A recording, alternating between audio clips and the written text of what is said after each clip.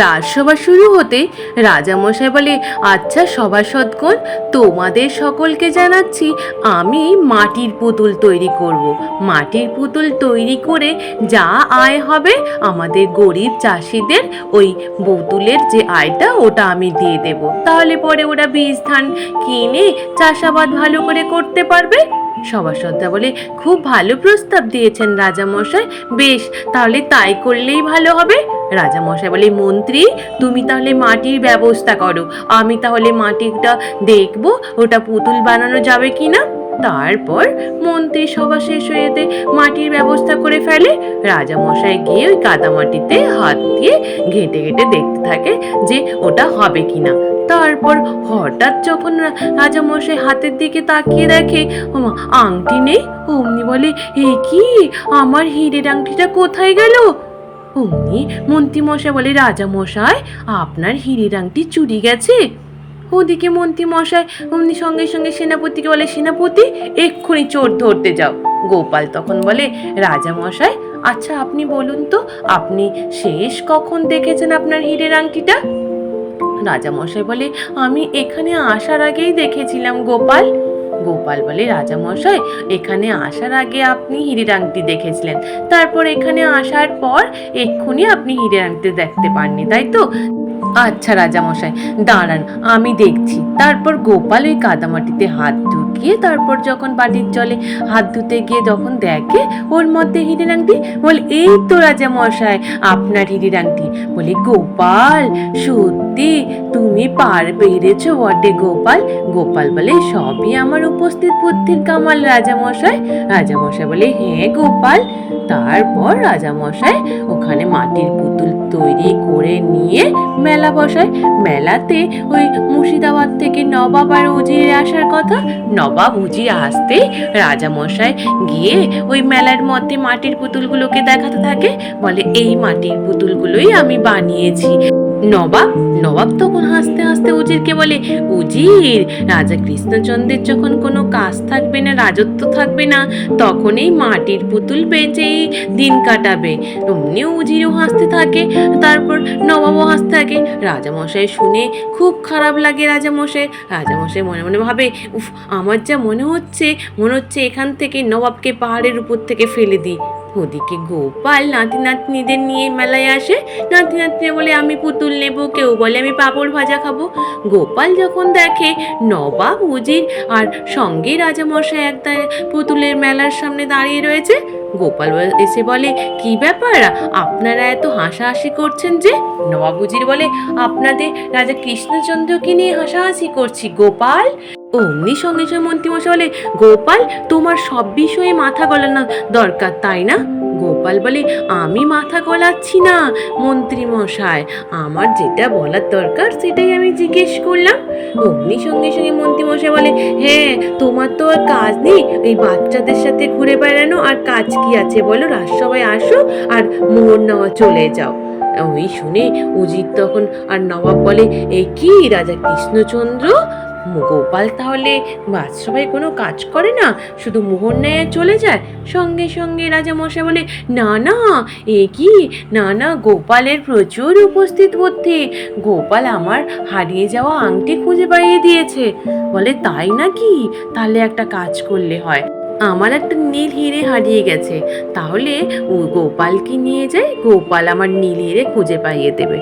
অমনি রাজামশাই বলে, গোপাল তুমি খুঁজে দিতে পারবে তো? গোপাল বলে, রাজামশাই চেষ্টা করে তো দেখি।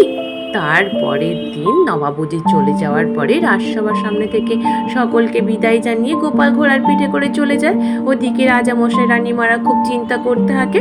গোপাল গিয়ে অমনি নবাবকে জিজ্ঞেস করে যে, শেষ কবে দেখেছিলেন আংটিটা?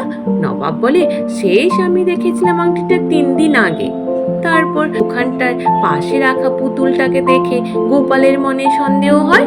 ওদিকে গোপাল আসার আগে নবাব আর উজির মিলে ওই কৃষ্ণচন্দ্রের মেলা থেকে নিয়ে আসা পুতুলের মধ্যে লুকিয়ে রেখেছেন হীরের আংটিটাকে। ওদিকে গোপাল যখন ওই পুতুলটা ধরতে যায়, অমনি উজির বলে, গোপাল এই মা, এ কি, তুমি পুতুলটা কেন হাত দিচ্ছ? ওটা পড়ে গেলে ভেঙে যাবে, ওখানে রাখো। উজিরের এই সমস্ত কথা শুনে গোপাল মনে মনে চিন্তা করে, কি ব্যাপার, উজির এইরূপ করে পুতুলটাকে আমার হাত থেকে নিয়ে ওখানে রেখে দিতে বলছে কেন? নিশ্চিত তো কিছু একটা ব্যাপার রয়েছে। তারপর গোপাল চলে যায় ওখান থেকে বিশ্রাম করতে। তারপর এরূপ বলতে বলতে 6 দিন কেটে যায়। অমনি উজির এসে বলে, নবাব, 6 দিন তো কেটে গেল, এখনো পর্যন্ত গোপাল আংটির সন্ধান করতে পারলো না। কিন্তু এই 6 দিনে 3 হাঁড়ি বিরিয়ানি, 5 কড়াই মাংস, 200 পিস মিষ্টি খেয়ে গোপাল সব তো শেষ করে দিচ্ছে রাজামশাই। মনে হয় যেন একটা হাতি পোষা হচ্ছে। বলে, হ্যাঁ তাই তো ভাবছি। কালকে দেখি, কালকে তো শেষ দিন, কালকে যদি গোপাল না খুঁজে বের করতে পারে তাহলে গোপালকে প্রহরীর কাজে লাগিয়ে দেব। বলে, তাই হবে। তারপর রাত্রিবেলা হতেই অমনি নবাব আর উজির মিলে চিন্তা করতে থাকে যে কি করা যেতে পারে। ওদিকে গোপাল এসে বলে যে, আচ্ছা, আমার তো কালকে শেষ দিন, তাই আমার তো রাজামশাইয়ের জন্য খুব মন খারাপ করছে। রাজামশাইয়ের যে পুতুলটা আপনারা নিয়ে এসছেন, একটু আমাকে দেবেন, আমি রাত্রে নিয়ে শুব, তাহলে পরে রাজামশাইয়ের জন্য যে মনে কষ্টটা একটু দূর হবে। প্রথমে উজির বারণ করে, তারপর নবাব রাজি হয়ে যায়। নবাব বলে, বেশ গোপাল, রাত্রিবেলা তাহলে তুমি নিয়ে যেও। গোপাল চলে যাওয়ার পরে উজির বলে, নবাব, আপনি বুঝতে পারছেন, আমার মনে হয় গোপাল সবটাই বুঝতে পেরে গেছে। আপনি কি করবে এখন? ওই পুতুলটা দিলে তো এখন যদি ধরা পড়ে যাই আমরা। বলে, তাহলে উজির আর একটা নকল পুতুল তুমি বানিয়ে নিয়ে আসো, তারপর গোপাল শুয়ে গেলে পাল্টে নিয়ে আসো, কেমন? বলে, বেশ তাই করব। তারপর নকল পুতুল নিয়ে এসে লুকিয়ে লুকিয়ে গোপালের ঘরে পাল্টাতে যায়। ওদিকে গোপাল আগের থেকেই ওই পুতুলটার মধ্যে 2টো নখের দাগ লাগিয়ে রেখেছিল। গোপাল খাওয়া দাওয়া শেষ করে যখন এসে দেখে, একই কাণ্ড, নখের দাগওয়ালা পুতুলটা তো কোথায় গেল? এইটা তো নখের দাগ নেই। তাহলে নিশ্চিত ওই পুতুলটার মধ্যে হীরের আংটি অবশ্যই রয়েছে। আজকে আমি দেখাচ্ছি মজা। ওদিকে রাত্রিবেলা হতে নবাব যখন শুয়ে পড়ে, গোপাল গিয়ে আস্তে করে পুতুলটাকে পাল্টে নিয়ে চলে আসে। নিয়ে এসে পুতুলটাকে ভেঙে হীরের আংটিটাকে বের করে নেয়। পরের দিন সকাল হতেই গোপালকে ডেকে পাঠায়। গোপাল বলে, এই তো নবাব, আপনার হীরের আংটি এই যে পেয়ে গেছি।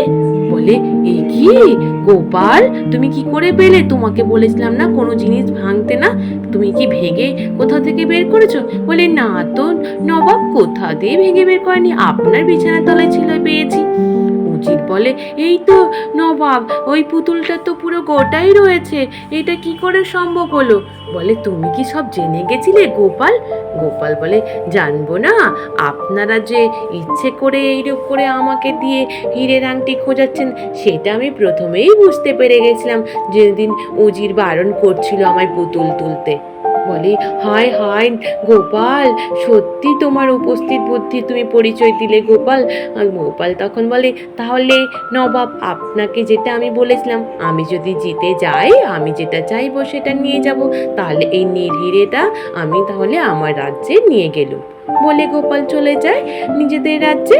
গিয়ে রাজামশাইকে সব জানায়। রাজামশাই খুশি হয়ে গোপালকে আবার মোহর উপহার দেয়।